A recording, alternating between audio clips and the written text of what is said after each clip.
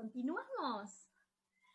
Nuestra tercer ponente, tengo que decir que es una genio, que además te admiro muchísimo. Es de Argentina y del mundo. La licenciada Adriana Siliotto. Ella es licenciada en psicología, acompañante terapéutico, peritografóloga, profesora de grafología infanto-juvenil y captura biométrica en la Universidad de Salamanca, investigadora en el Instituto Universitario de la Policía Federal Argentina, la IUTFA, en el Hospital de Clínicas y en el Hospital Ramos Mejía de Buenos Aires. Coordinadora de talleres de reeducación de la escritura en el Hospital de Clínicas también, Hospital Ramos Mejía y Hospital Churruca. Desarrolladora del software de captura, análisis y cotejo biométrico y graphing. Además, es autora de los libros Conozcamos a nuestros alumnos a través de la escritura y reeducación de la escritura y grafoteca. También es directora del Centro de Capacitación, Escritura y Ciencia Internacional e integrante del equipo directivo del capítulo argentino de la Sociedad Internacional de Peritos de Documentoscopía. Qué honor tener a la licenciada Adriana Siliotto en nuestro primer congreso, desarrollando un tema nuevito, ¿verdad? Biometría, nuevo aporte de la grafología infanto-juvenil. Bienvenida, Adriana. Un placer que estés hoy con nosotros.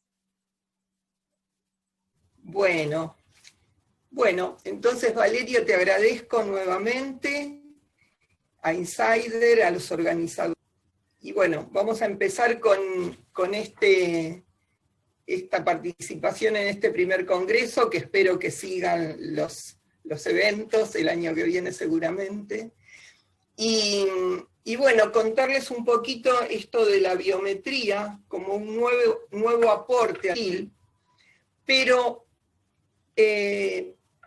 pensando que nosotros, los grafólogos, no solamente la grafología infantil, hacemos grafometría.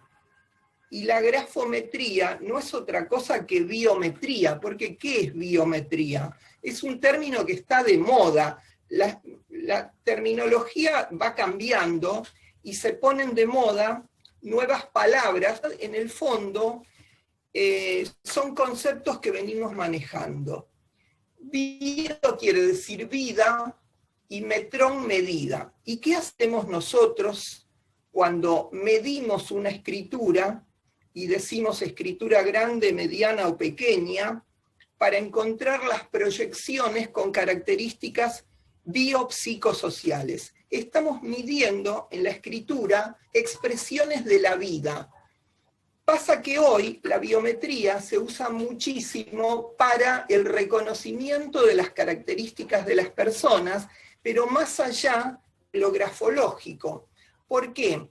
Porque se estudian procesos biológicos, rasgos físicos, muchas veces particularmente para el campo de la seguridad, como es, por ejemplo, las huellas dactilares, que no es nada nuevo, o el estudio del iris. Estas son rasgos físicos que son estáticos, que se usan para seguridad, repito, pero además biométricamente se estudian procesos conductuales.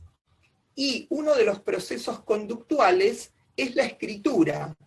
Nosotros muchas veces nos referimos a la escritura y la llamamos conducta gráfica, sí, en un sentido amplio porque incluye el garabato, el dibujo, en fin, el trazado escriptográfico, pero lo referimos como una conducta. Esa conducta es biométrica, ¿por qué? Porque proyecta características biopsicosociales, que es lo que define el estudio de la grafología.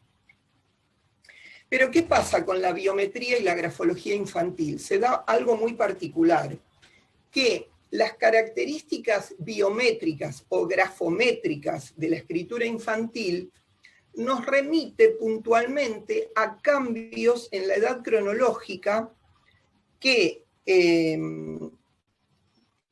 son convergentes con cambios psicológicos y cambios evolutivos muy vertiginosos. Nosotros lo estudiamos, en el caso de la grafología francesa, a través de 8 géneros, ¿no? Continuidad, presión, velocidad, etc.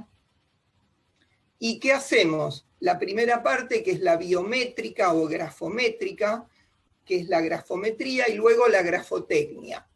La grafometría, como decíamos recién, consiste en medir u observar el escrito, atribuirle ciertas características o medidas para poderlo clasificar. Repito, escritura grande, pequeña, mediana, que en los niños es muy variable la dimensión, o sea que es un género bien representativo de esto que les estoy diciendo. Y luego, de acuerdo a la dimensión de la escritura, pasamos a la grafotecnia, o sea, hacemos una interpretación de eso que medimos. Y nosotros sabemos que cronológicamente el niño avanza y cada una de esas medidas nos remite a una etapa evolutiva diferente. Por ejemplo, vemos una escritura que podemos determinar a simple vista que es una escritura infantil, pero las mediciones, o sea, la grafometría y un poco más la biometría, utilizando la terminología actualizada, nos permite determinar exactamente si se correlaciona con una escritura de un niño de 7 años, o de 8 años, o de 7 y medio, etc. La grafometría que siempre utilizamos nos permite hacer clasificaciones muy minuciosas. ¿Por qué necesitamos esto? Porque los cambios en la infancia son muy vertiginosos, de modo que requieren de estudios muy minuciosos y clasificaciones muy minuciosas.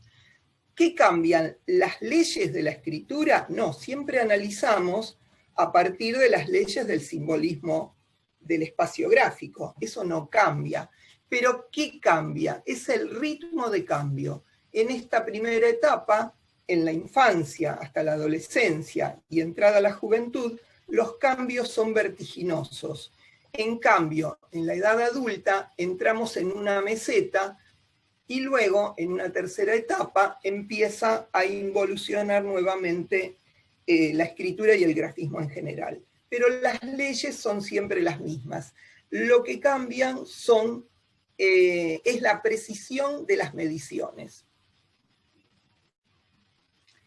¿Y quién empieza y descubre esta precisión de los cambios en la escritura? En 1954, Hélène de Gobineau, que era grafóloga, y Roger Perron, que era psicólogo en Francia, establecen una primera escala que muestra cómo la escritura del niño cambia y clasifica de 6 meses en 6 meses. Identifica cambios que se producen a partir de los 5 años y medio.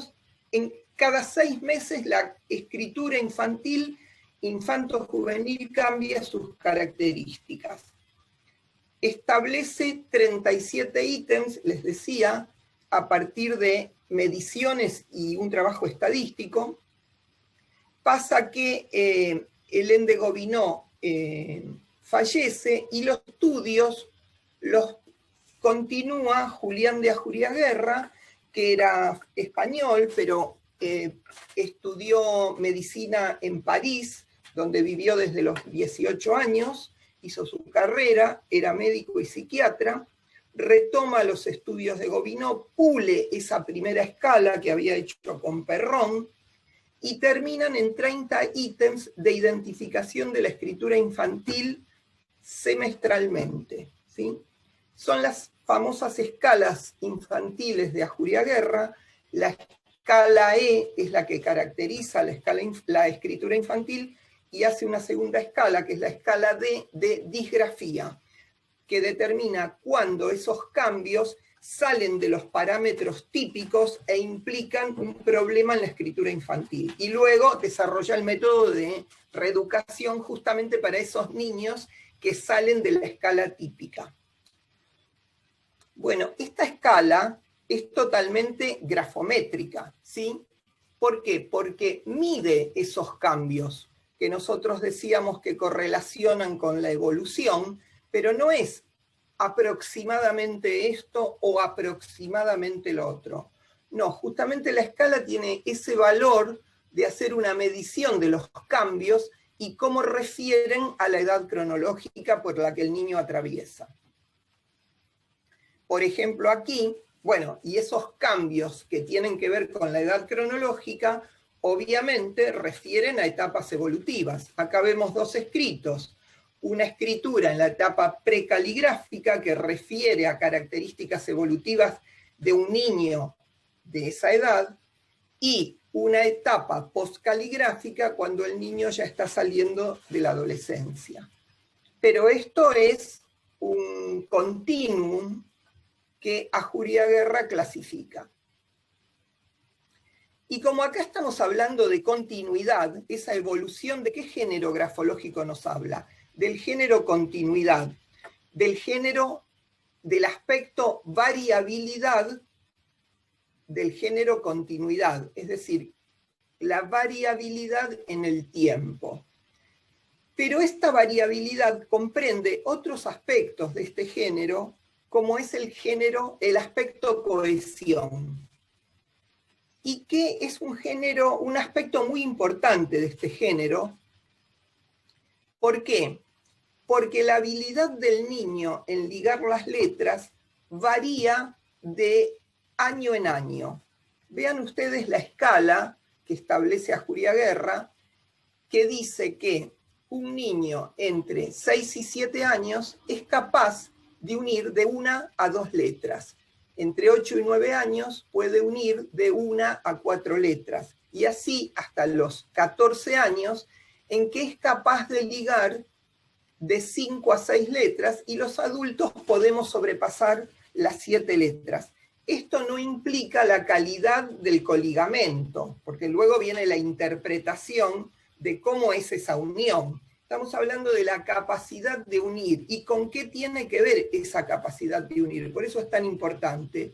Y por eso los grafólogos nos planteamos siempre el problema de la enseñanza de la escritura, y vemos cómo los niños comienzan a escribir en imprenta, y si no tienen el estímulo de la escuela para que pasen a la escritura cursiva y empiecen a ligar las letras, los niños siguen escribiendo en imprenta. Pero eso ¿por qué? Acá en esta tabla tenemos en parte la explicación.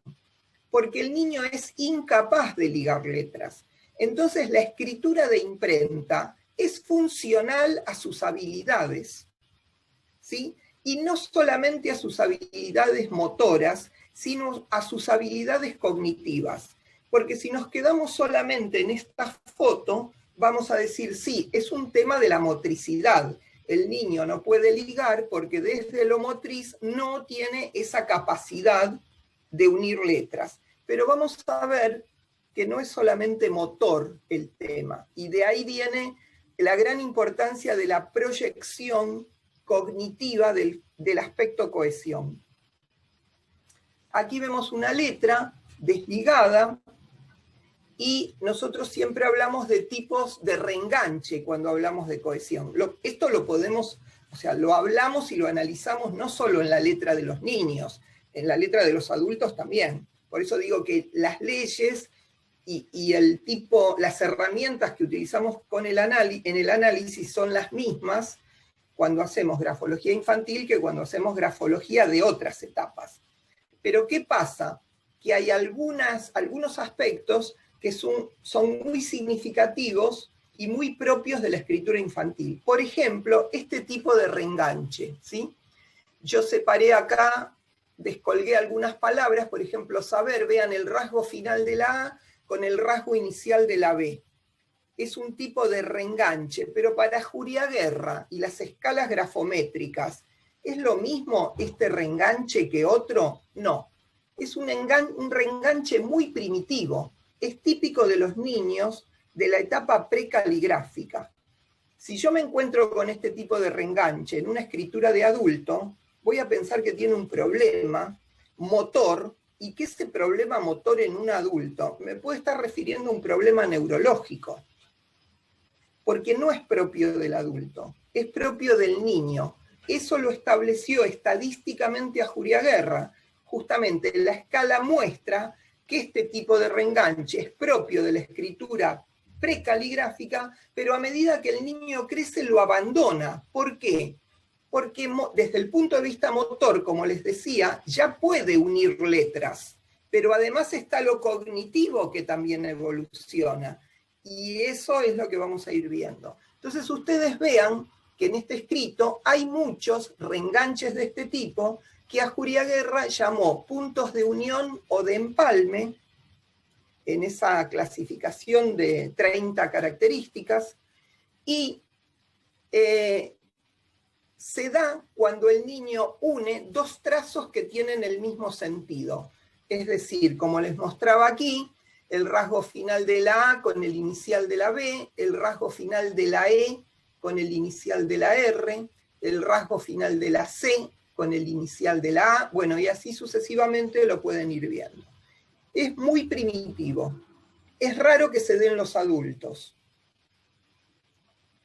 Y hay otro tipo de reenganche que es más evolucionado. O sea, el niño va dejando el tipo de reenganche primitivo y evoluciona. Esto es lo que estudia Ajuriaguerra. Y de ahí el valor de sus escalas. Y de que nosotros podamos ver si un niño reengancha de una manera o de otra, nos va a estar hablando de qué grado evolutivo tiene.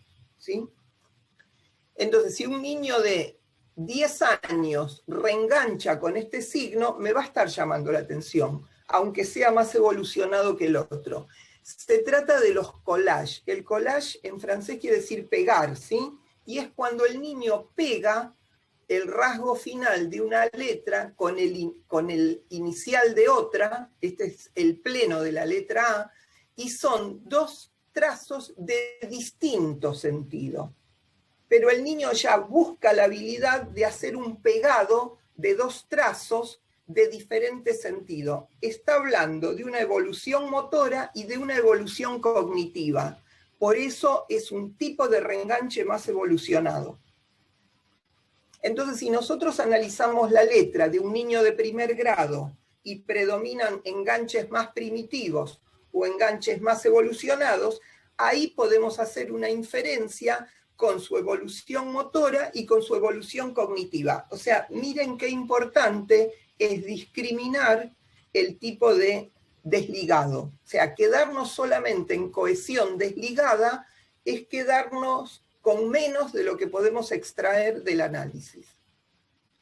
Ajuriaguerra, como les decía, hizo una escala, está baremada, es como un test, ¿sí?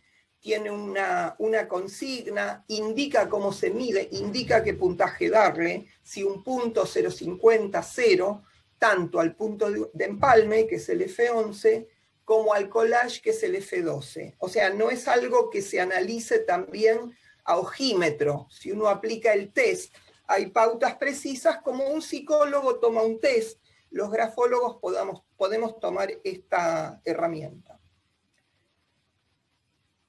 Y ahora vamos a la biometría, cómo se la relaciona con las capturas informáticas. Por esto digo, un poco los términos se van ayornando, pero ¿por qué? No porque se midan cosas diferentes, sino porque hay herramientas nuevas que nos permiten medir variables que antes no las podíamos ver. Es decir, nosotros en un escrito sobre papel podemos ver que el niño desengancha una letra de la otra. O sea, vemos un F11, ¿no? Un punto de empalme, como los que veíamos recién en las muestras en papel. Ahora lo vemos en una muestra tomada con una tableta informática. Vemos aquí no llega a ser el empalme, queda desunido, pero aquí tiene un F12, un collage. Ven que pega dos trazos de distintos sentidos, o sea que tenemos un reenganche más primitivo, un reenganche más evolucionado. Aquí de nuevo tenemos un reenganche más primitivo y uno más evolucionado. Hasta aquí vemos lo mismo que vemos en el papel. Pero ¿qué nos permite una captura informática? Vemos aquí abajo unos trazos en rojo que nos permite ver qué hizo el lápiz en el aire. Mientras hacía este reenganche, ¿cuánto tiempo perdió? ¿Qué hizo con el lápiz en el aire, sin tocar el papel? Esto es lo que se llaman en la escritura infantil tiempos muertos. ¿Cuánto tiempo el niño está en otra cosa? Después habrá maneras de analizar en qué está el niño, si está imaginando, creando o perdiendo el tiempo. Eso es harina de otro costal. Lo que acá nos dice es que perdió tiempo.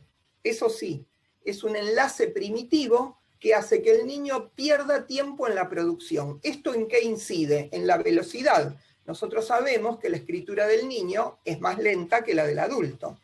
Uno de los factores de la lentitud es el tiempo que se pierde en los reenganches. Vemos acá lo que permiten los soft, es desglosar los trazos materiales de los trazos inmateriales. Los enlaces físicos, o sea, lo que se produce en la tableta y lo que se produce en el papel, que es lo que vemos en el papel, pero además nos permite leer qué hizo ese niño en el aire, ¿sí? Y vean ustedes, en este caso, que vemos todo el trazado aéreo, todas las volteretas que pegó en el aire, y además en rojo, ¿sí? Con todo el circuito que hizo el trazado, pero además aquí nos muestra un trazo en verde rectificado. ¿Qué significa esto? ¿Qué tipo de trazo es ese? Bueno, pasa esto.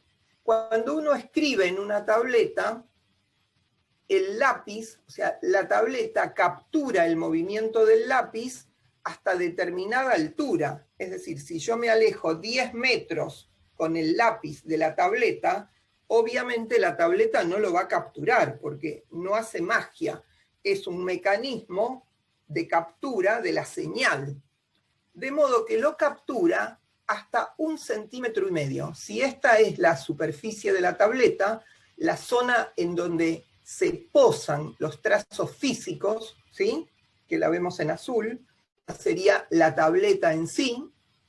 Hay una zona de trazos aéreos. Acá circula el lápiz, o sea, en parte sobre la tableta, en parte en el aire, y mientras se maneje en 1,5 centímetros de distancia, lo va a capturar y lo va a marcar en rojo, y va a mostrar exactamente el circuito. Pero ¿qué pasa si el niño o el adulto sale de la zona de lectura? Se va a una zona periférica. Bueno, el soft no va a poder capturar el circuito, lo va a rectificar, lo va a mostrar como un trayecto recto. Eso quiere decir, no puedo leer qué circuito hizo, pero sí te lo voy a mostrar en verde rectificado. En ese trazo periférico, el niño hasta pudo haber tirado el lápiz al suelo, pudo haberse ido a tomar agua, o sea, nosotros no sabemos qué hizo, porque está rectificado. Pero vean ustedes qué interesante en esto de los tiempos, que les decía que el factor tiempo es importante, la lentitud de la escritura infantil es importante y es una de las causas de disgrafía, la escasa velocidad, que trae muchos problemas escolares porque los niños no logran seguir el ritmo de escritura que impone el aula, ¿sí? Y entonces la velocidad es muy importante. ¿Qué pasa si este niño es muy lento? Acá tenemos dos ejemplos. 2 letras L, una con un empalme, un punto de empalme, un F11, y otro con una escritura ligada, o sea, 2 Ls unidas. Vean ustedes en un gráfico de torta las proporciones de los hilos. en estas dos L's con un punto de empalme, músicos, o sea, escritura productiva, producción gráfica efectiva, tiene un 76%. Un 16,5% está en el aire. Y en este caso, no está en forma productiva en el aire. Es un tiempo muerto improductivo. Le está lentificando la escritura. Y vemos que tiene trazos periféricos. Nosotros en trazos es aproximado, porque dijimos que no podía leer el trayecto, pero tenemos un aproximado de 7,5% que el niño se fue de lo que es esperable para la praxia escritural, desapareció de la escena escritural. ¿Sí? En cambio vemos que la escritura ligada es 100% productiva. ¿Sí? Entonces vemos acá como con un simple gráfico podemos objetivar la diferencia productiva que hay cuando hay puntos de empalme o de unión versus escritura ligada. ¿Qué pasa? Yo les comentaba que el hilo gráfico, la longitud del hilo, que eran los porcentajes que vimos, no es fidedigno, porque el trazo periférico no se puede medir en su extensión, pero sí es objetivo y fidedigno el tiempo que estuvo en el aire. Entonces lo que pueden hacer estos soft es medir cuánto tiempo hay de escritura productiva cuando hay puntos de unión, y vean que el porcentaje se mantiene, es un 70,3 en tiempo. En tiempos aéreos un 21,6, pero fíjense que aumentó el tiempo periférico. En hilo nos daba el 7, que era aproximado, pero en tiempo, que es objetivo, nos da el 8,1%. O sea que 21 más 8, un 29, casi un 30% contra 70 hay de tiempo muerto, praxia improductiva. Esto, porque hay otra, a veces cuando me pasa que cuando hablo de grafología infanto-juvenil con colegas de otras áreas, creen que la grafología infanto-juvenil o lo que nosotros estudiamos en grafología infanto-juvenil es un compartimento estanco y que no tiene nada que ver con la grafología general. Y todo lo contrario. Fíjense ustedes que esto de las trayectorias aéreas, los tiempos periféricos, los tiempos muertos, tienen que ver con las funciones ejecutivas.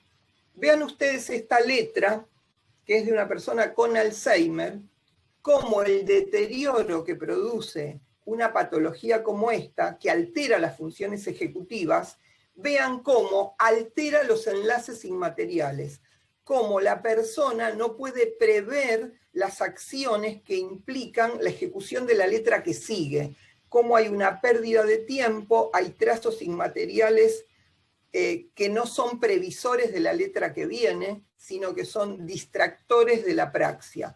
Vuelven a ser una suerte de tiempos muertos, pero con una visión, en este caso, grafopatológica. O sea, no es propio de la escritura infantil, como son los tiempos muertos, con los tipos de ligados que estábamos viendo como estos enlaces aéreos en una escritura patológica.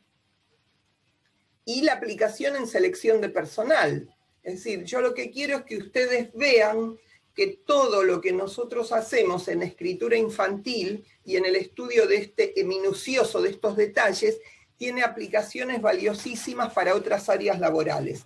En selección de personal podemos comparar dos postulantes, vemos una primera firma que aparenta ser mucho más rápida, ejecutiva, directa, simplificada. Le podemos encontrar virtudes que no vienen al caso ahora, analizarlas, pero sí podemos hacer un pantallazo, contra otro postulante que aparenta ser más lento,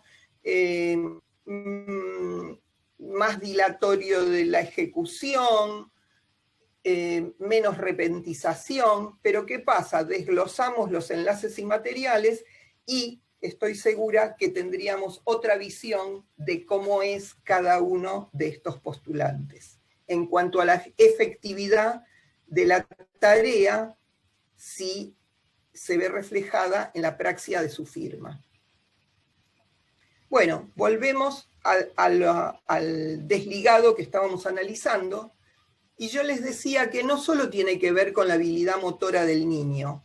¿Qué pasa? Esto nos habla del pensamiento preoperatorio. El niño no puede ejecutar una letra pensando en la que sigue.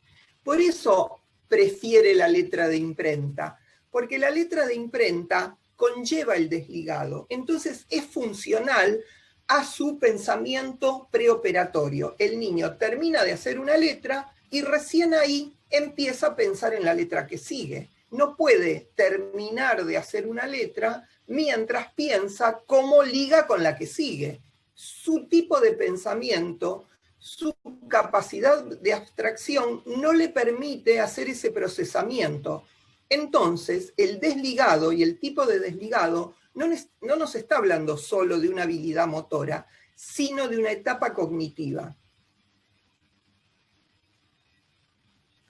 Esto, que ya lo decía Vygotsky, no es una novedad. ¿Qué pasa ahora?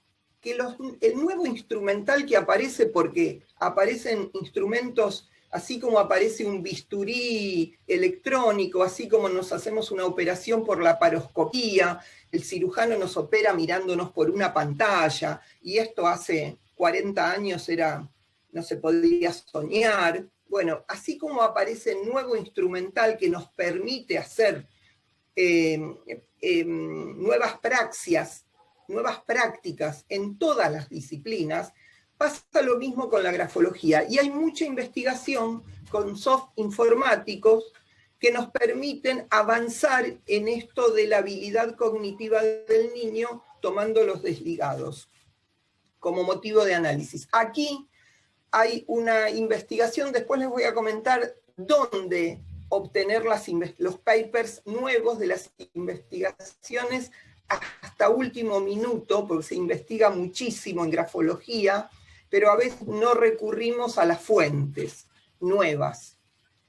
Pero bueno, esta es una de ellas, es en la Universidad de Grenoble, en Francia. Es un estudio que se hizo en 2 etapas, lo hizo el equipo de Sonia Candel y colaboradores en el año 2000 y 2014, y ¿qué hace Sonia Candel? Detecta los eventos gráficos anticipatorios de los movimientos de escritura a mano. ¿Y nosotros de qué estamos hablando? De cómo el niño anticipa la letra que sigue. Estábamos diciendo que no anticipar la letra que sigue, y por eso desliga. Y que eso no era solamente por una falta de habilidad motora. Este estudio de Sonia Candel lo vamos a resumir un poquito en estas muestras.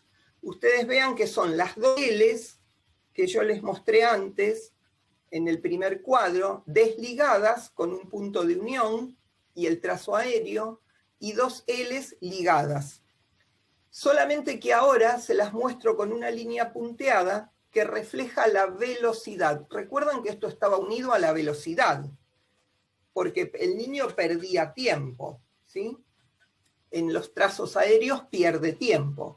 Pero acá vamos a ver la velocidad del trazado de cada letra, que es otro elemento. Cuando lo mostramos en línea punteada, vemos que cuando los puntos se separan, es porque el trazo se acelera. Va muy rápido, entonces los puntos se aceleran. Vean ustedes que acá hay aceleración en el pleno, ¿sí? Aceleración. Y en la segunda L también hay aceleración. ¿Sí? En cambio, vean que cuando está ligada, hay menos aceleración. Al contrario, hay más aceleración cuando sube y menos aceleración cuando frena. Va frenando un poquitito. Pareciera raro, ¿no? Como el niño pequeño, escritura más primitiva, y acelera. Sí, ¿por qué acelera? Porque no prevé la letra que sigue. Como el niño no está pensando en la letra que sigue, acelera, la termina como si fuera la única, y la termina con todo el impulso. Eso se traduce en la velocidad de ejecución de la letra. En cambio, cuando la escritura es ligada en un niño más evolucionado o en un adulto, el adulto va frenando imperceptiblemente. Ustedes piensen que esto es escritura automatizada, la del adulto. Es algo que no es consciente, no lo hace el adulto voluntariamente. La praxia escritural contempla la previsión de la letra que sigue. Como sabe que tiene que hacer un ligado, aminora levemente la velocidad para hacer un ligado efectivo. Ustedes vean que hace una curva perfecta, hace una unión efectiva. Entonces vean ustedes, cuando analizamos un desligado en un niño y un ligado en un adulto, nos está hablando de la capacidad de abstracción, la capacidad de anticipar eventos, y nos está hablando en síntesis de rasgos evolutivos y rasgos de la personalidad. Veamos qué pasa si en lugar de ligar con otra L hay que ligar con otra E, con una E, con otra letra, o hay que ligar con una L. ¿Qué pasa? Siempre en el niño se va a producir más velocidad, porque nunca hay previsión de la letra que sigue. En cambio, en el adulto cada vez hay más previsión. Cuanta más diferencia tiene la letra que sigue, más freno hay en el pleno, más previsión hay. Entonces vean ustedes cómo esto habla de previsión y repito, que en el fondo aportan a las características de personalidad. Esto se ve en un gráfico de líneas, o sea, lo podemos representar. Vemos cómo no hay cambio en la aceleración cuando la letra que sigue es otra L, cuando disminuye la velocidad cuando sigue una E, como vemos aquí a la izquierda, y cómo hay más previsión aún cuando sigue una N. Esto en el adulto.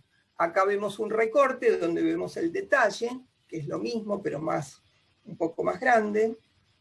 Cortamos una sola letra y vemos los 3 niveles de desaceleración, o sea, poca aceleración, poca desaceleración en el primer caso, disminuye la aceleración y disminuye aún más en el tercer caso. En el niño pasa exactamente lo mismo. Aumenta la aceleración en las 3 letras por igual. Vean el pico de aceleración en un gráfico de líneas. Y aquí de nuevo el detalle con el pico de aceleración detallado. Entonces, vemos que la continuidad es mucho más rica que decir unida o desunida, enganchada o reenganchada, porque no solo analizamos el tipo de reenganche, sino el grado de previsión que proyecta la capacidad de anticipación que tiene que ver con las funciones cognitivas. Bueno, ¿qué pasa? Esto lo podemos detectar también porque puede ocurrir que los niños se bloqueen, puede pasar. Cuando tomamos muestras de escritura, sobre todo cuando el niño tiene problemas de escritura, ocurre que sabe que va a ser evaluado. Normalmente los niños que tienen problemas de escritura llegan muy cansados al estudio grafológico. ¿Por qué? Porque ya van al psicólogo, al psicomotricista, al médico, en fin, pasan por muchos especialistas. Entonces, ante una nueva prueba se bloquean. Estos seguimientos se pueden hacer con protocolos de seguimientos de dibujos, ¿sí? Ahí está. Entonces, del mismo modo, haciendo el contorno de una figura, se pueden ver los enlaces materiales, inmateriales, la cantidad de cortes, la cantidad de desligados, como si fueran letras desligadas, capacidad de ligar, de prever el movimiento que sigue. Vemos acá en un momento y en otro momento, en 2 momentos distintos, el seguimiento de un niño. Vemos acá con detalle los periféricos, ¿sí? Vemos la presión, un gráfico de presión, como el niño con más inseguridad y más lento presiona más. La presión se mide en 1024 grados, es decir, podemos dejar de lado el sistema organoléptico, que es simplemente tocar detrás del papel, y hacer una medición de la presión objetiva y numérica, y traducirlo en gráficos de barra. Podemos hacer un seguimiento también con el avance de las fases, ¿sí? ¿Cuántas fases hace con una mano y cuántas fases hace con la otra? En niños que tienen la lateralidad indefinida, y a veces la escolaridad avanza y el niño no define la mano hábil para la escritura. Bueno, se pueden hacer pruebas con dibujos para ver realmente desde otro punto de vista, con dibujos, cuál es la habilidad gráfica sin el prejuicio del niño y el bloqueo, porque tomar la escritura a un niño con problemas de lateralización y problemas escolares muchas veces los bloquea, y tomarle un simple dibujo de una luna, una media luna, con ambas manos, nos puede dar muchos datos y adelantar mucho el tratamiento gráfico o reeducativo. ¿Qué podemos ver también? Saliéndonos, ya les decía, del método organoléptico y pasando al método biométrico. En una escritura irregular de un adolescente tomada con el test de Ajuria-Guerra, con papel de calcar, a simple vista vemos gran irregularidad, pero ¿qué vamos a decir? Simplemente eso, gran irregularidad. En cambio, si nosotros tomamos una muestra con una tableta, con un soft de captura y medimos los grados de presión, vamos a tener gráficos donde nos va a decir cada trazo qué presión tiene, y bueno, y a partir de ahí establecer los grados de irregularidad, porcentajes, etc.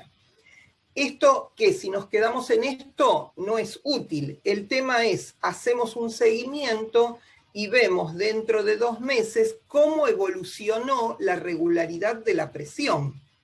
Si está haciendo un tratamiento psicológico ese niño, podemos medir y decirle al psicólogo, al pedagogo, al maestro, a los padres, informarles con porcentajes exactos cuánto evolucionó la presión de ese niño. La presión, las uniones, en fin, todos los aspectos biométricos que nosotros obtengamos es en función de volcarlos a un informe que nos hable de la evolución o involución del tratamiento de reeducación de la escritura, o del tratamiento psicológico, o del tratamiento psicomotriz, o del tratamiento médico. Es decir, los números no son para quedar ahí en un archivo y que no tengan utilidad. La utilidad de la grafometría es marcar la evolución de la escritura. Es como cuando nos hacemos un análisis de sangre porque estamos bajos en glóbulos rojos, nos hacemos el análisis el mes que viene para ver si los glóbulos rojos han aumentado. No es para que el análisis quede en un cajón y nadie lo evalúe. Los seguimientos numéricos son para hacer evaluaciones. Podemos hacer evaluaciones de los tiempos, como habíamos visto, de los tiempos muertos, de los tiempos físicos, tiempos aéreos, qué porcentajes hay de tiempos muertos, ¿sí?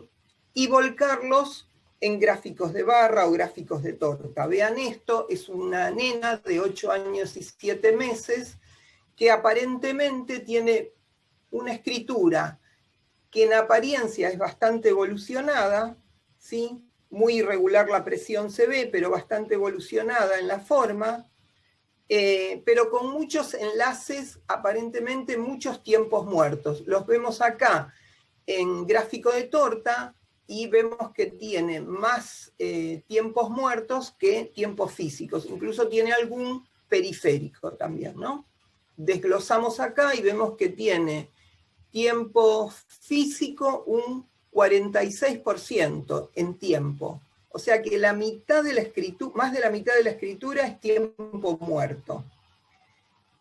como era una escritura evolucionada, ¿qué pensé? En tomarle un escrito sin retrocontrol visual. Pensé, si es una niña que está en apariencia con algún retraso gráfico a simple vista, podría tener que ver con falta de automatismo, con algún con algún bloqueo emocional o algún bloqueo de otro tipo. Quizá vergüenza en el momento que le tomé la muestra, por eso a veces hay que tomar varias muestras, no quedarnos con una, sobre todo en niños. Entonces, ¿qué hice? Le tomé una muestra sin retrocontrol visual. Para mi sorpresa, la niña no solo que no se negó, que es sin retrocontrol visual, con la pantalla en negro. La niña hizo el trazado de una vez, de un solo impulso, no varió la letra para nada, o sea, la forma evolucionada la mantuvo, e hice la comparación. Fíjense ustedes que sin retrocontrol visual, la escritura mejoró. Quiere decir que la niña tiene perfectamente los automatismos incorporados y que lo que está perjudicando la escritura quizás sea un deseo de mejorar, un deseo, a lo mejor el hecho de ser observada durante la muestra, en fin. Vean ustedes que sin retrocontrol visual se pueden medir el grado de automaticidad del grafismo. Podemos medir la presión, vemos que la presión era muy irregular y muy suave, que podía tener que ver con ese temor de ese momento, o estable, eso depende de cómo evolucione, pero vean ustedes cómo aumentó a 540 grados, de 159 a 540 la presión. O sea, aumentó un 239%. Esto se produjo todo en el mismo momento, no era un día y otro día. Eso fue, terminó una muestra e hizo la otra en el mismo momento. Bueno, y después podemos comparar. Vean ustedes, este dato es impresionante, cómo aumentó la velocidad. Aumentó la velocidad en un 51%. ¿Sí? El tiempo total disminuyó, o sea, había tardado 13 segundos en hacer la primera muestra y la segunda muestra tardó 7 segundos. O sea, la mitad del tiempo. Bueno, y la presión que se los acabo de mostrar.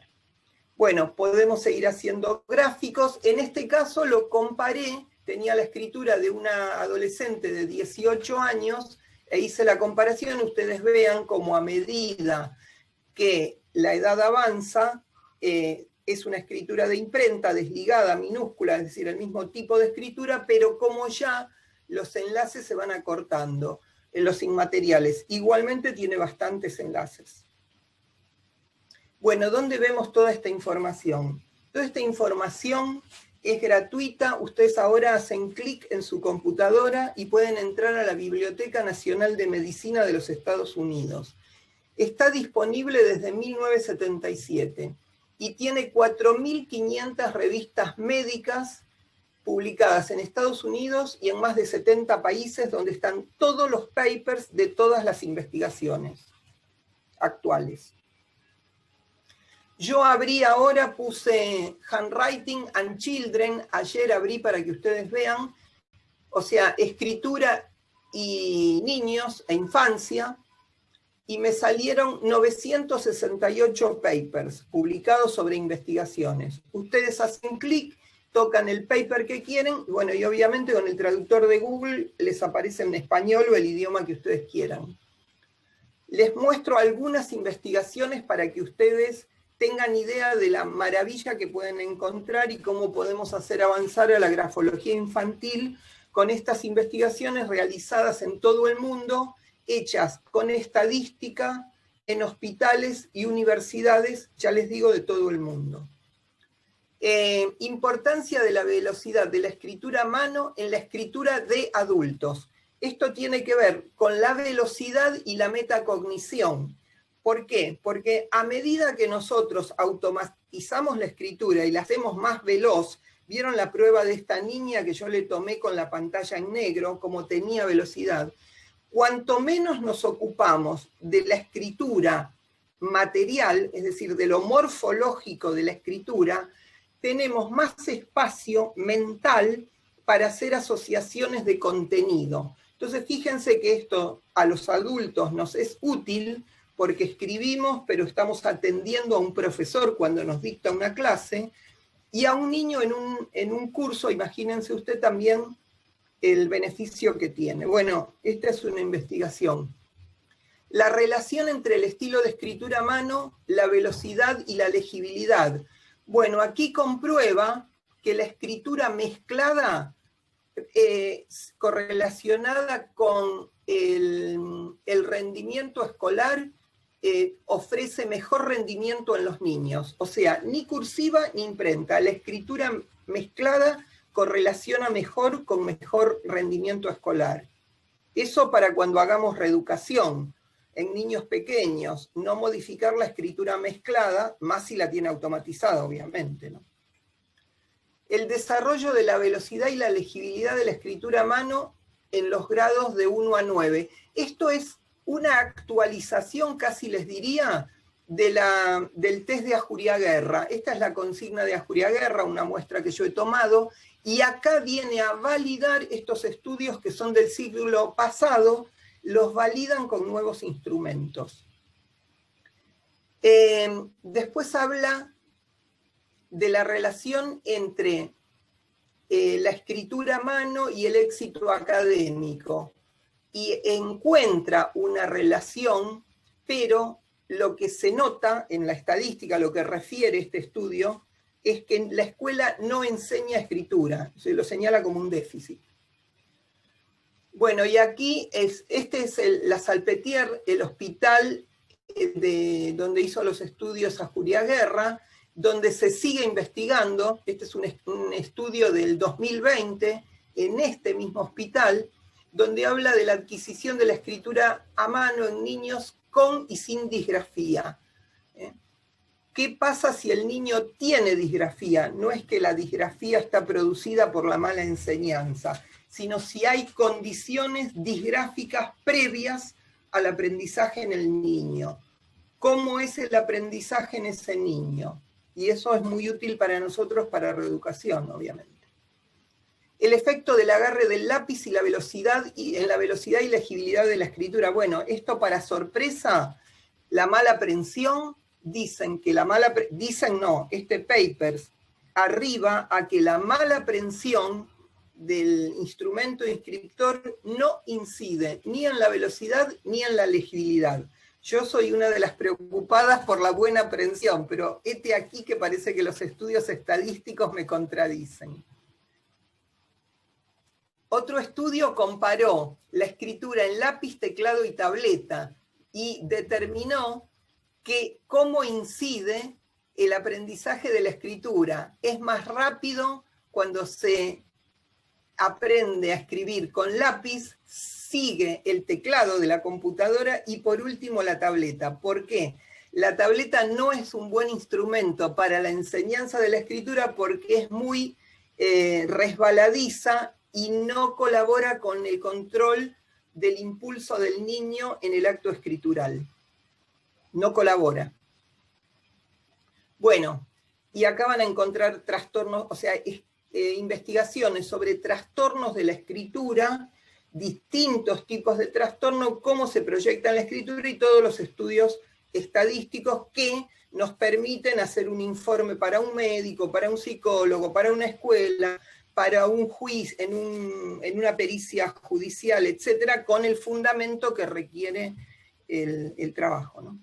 Bueno, seguimos mientras tanto con la grafometría de Ajuriaguerra. Las tablas que siguen siendo válidas tienen, como les muestro, están validados muchos de los aspectos estudiados el siglo pasado y revalidados hoy, y desde el tamaño de la escritura, o sea, cómo no es a ojo que nosotros, o sea, puede ser que un docente a ojo pueda sacar deducciones, pero para un grafólogo eso, digamos, no es válido para presentar en un informe, tenemos que fundamentar por qué, y esas tablas de Ajuriaguerra, de Silvio Lena siguen siendo útiles, imprescindibles. el baremo que nos permite determinar la edad escolar, nos permite determinar si el niño está en el grado apropiado cuando no hay rendimiento, en fin, el baremo por cursos, sí, como les decía, y todo esto que nos lleva además al índice de disgrafía, es decir, cuando la escritura sale de los límites de irregularidades típicas, pasamos a la disgrafía y bueno, ahí empiezan los tratamientos de reeducación de la escritura. Bueno, hasta aquí quería llegar, uniendo lo viejo con lo nuevo, y como lo nuevo es dar un pasito más, como decía Ríos, avanzar, salir de donde estamos dando un pasito más para que la grafología nos siga dando elementos para trabajar cada vez con mayor precisión. Así que bueno, les agradezco todo, no sé cómo estaré de tiempo, pero si hay tiempo, con gusto, hay tiempo y hay preguntas, con gusto las voy a responder.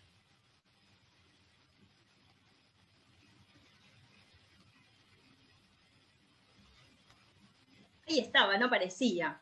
Bueno, yo voy a adherir primeramente, Adri, a un comentario que nos hace Alicia. Sí. Un placer escucharte siempre, tu claridad y tu precisión. Creo que todos adherimos a lo mismo. Muchas gracias. Te manda un gran saludo. Hay una preguntita, mientras estás en el transcurso de la ponencia de Lucas, que tiene esta duda, si se puede medir el nivel sociocultural a través de la escritura. Que yo tenga noticias, no hay estudios actuales, no he visto, pero es muy fácil, digo yo, no, es muy fácil plantear hipótesis, no es muy fácil investigar, por eso hay que abrevar en los lugares que reúnen las investigaciones, porque investigar es muy costoso. Pero plantear una hipótesis es muy lógica, la hipótesis que plantea Lucas, y sería sencillo comparar, por ejemplo, una escuela con un nivel sociocultural de un tipo, eso tiene que estar evaluado por psicólogos, sociólogos, siempre el correlato de los estudios grafológicos lo tienen que hacer los profesionales del área. Es decir, yo le puedo tomar la escritura a un niño, pero ¿quién me va a decir qué nivel sociocultural tiene el niño? ¿Es un psicólogo o un sociólogo? Yo no. Entonces, si se evalúa una cantidad de niños que a su vez evalúan sociólogos y psicólogos, determinan determinado nivel sociocultural, contra otro grupo de niños que un sociólogo y psicólogo evaluaron que tienen otro nivel sociocultural, o sea, nosotros ya los tenemos separados a los grupos profesionales del área. Luego, hacemos el estudio de las letras, de las escrituras de los dos grupos de niños y comparamos las escrituras. Si da diferencia, es porque en efecto la escritura determina las diferencias socioculturales.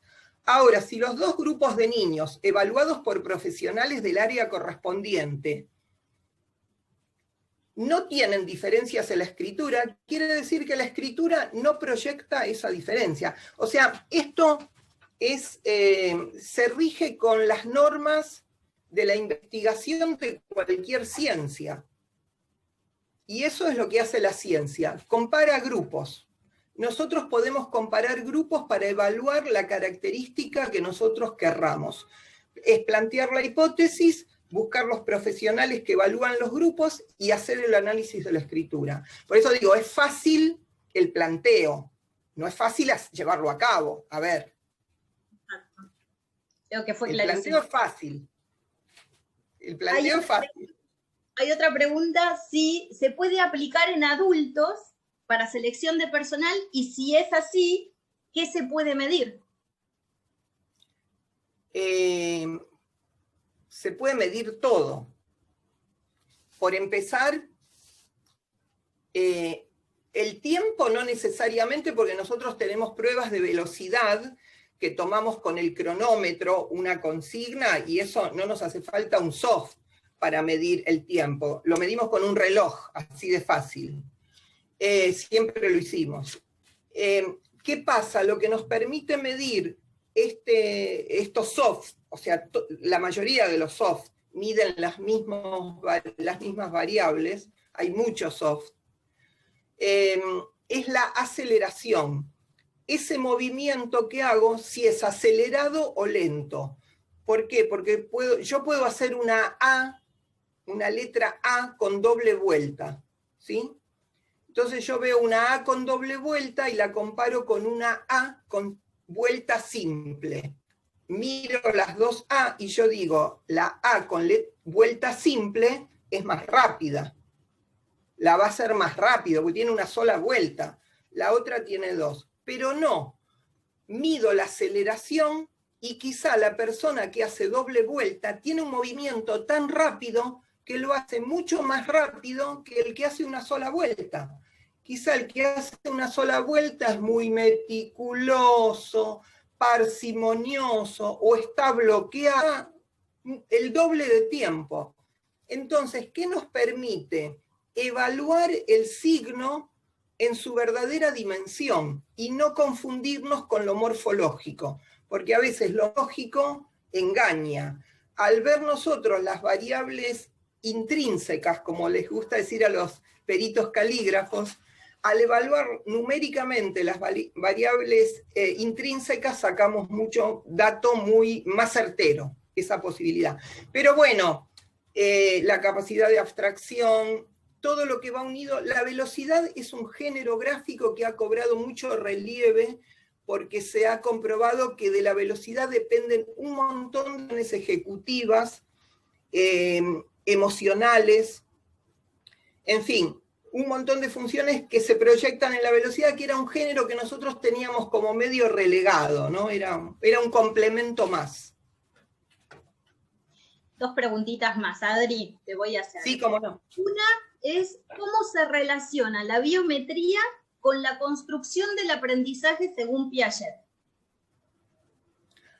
Bueno, justamente tiene que ver con las etapas operatorias de la evolución cognitiva. Justamente el ejemplo que yo les mostré era cómo en una etapa preoperatoria, cuando el niño todavía no simboliza y no puede representar mentalmente las letras, las tiene que tener concretamente, ver la forma de la letra en el cuaderno realizada, ejecutada, no se la puede representar, sino que la tiene que ver, hasta tanto no la ve o no la piensa específicamente a esa letra, no se la puede representar mentalmente. Entonces tiene que ver justamente con las etapas de Piaget. Eso es a lo que refiere lo que estuvimos viendo. Sí, puntualmente tiene que ver más que nada con eso. ¿Sí? Más que les decía con el impulso motor, con la habilidad motora, que obviamente son consustanciales. Lo motor y lo cognitivo son consustanciales, sobre todo cuando se plasman en la escritura, lo tenemos que ver así como una unidad, ¿sí? Pero podemos hacer ese desglose de las fases de Piaget. Excelente. Y una, en función a toda esta situación que estamos padeciendo, si hay una influencia específica frente a esta pandemia y la falta de escolaridad en el promedio biométrico. No, mirá, sinceramente no lo estudié. O sea, no lo estudié, no vi estudios realizados biométricamente. Pero a ver, todo, como yo les decía, la biometría no es que es un mundo distinto de lo que veníamos haciendo. Es lo mismo que veníamos haciendo con instrumentos que nos muestran un poquito más. Entonces, si alguien en algún momento hace este estudio que propone, que está súper interesante, ver qué pasó con los niños y el aprendizaje, seguramente, además de medir las variables gráficas en escritura sobre papel, que es lo que siempre hicimos, es muy probable que en esta era donde todas las investigaciones sobre escritura agregan las capturas informáticas, es muy probable que se encuentren variables de las que solo se ven biométricamente, como les decía, la aceleración o la presión, ¿sí? Es muy probable que junto a las variables tradicionales nos vayamos a encontrar con variables biométricas que nos van a sumar datos. Pero hay que tomarlo como eso, no es tiramos lo que teníamos y esto es un mundo nuevo. No, es lo mismo. Antes medíamos con una regla, microscopio y con lo que teníamos, pero ahora los instrumentos cambiaron, como les decía. Antes yo me hacía una radiografía, ahora me hacen una resonancia con imágenes, antes me operaban con un bisturí y me abrían toda, ahora me operan a través de una pantalla. Es decir, la medicina es la misma, el médico hace lo mismo, la operación que me van a hacer, me van a extraer lo mismo y solucionar lo mismo que me tenían que solucionar antes, pero ¿qué hay? Un instrumento que nos da un poquito más. Es simplemente eso. La grafología sigue siendo la proyección de las características biopsicosociales en la escritura. Se mide con nuevos instrumentos que no desechan los anteriores, sino que se suman a los anteriores. Excelente. Bueno, no te robamos más tiempo, te damos las gracias. No, al contrario. Nuevamente, al contrario.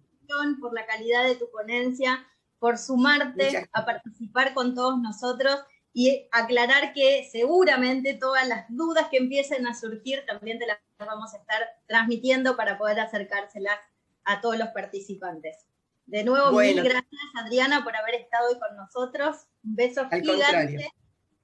Para todos. Muchas gracias por la atención.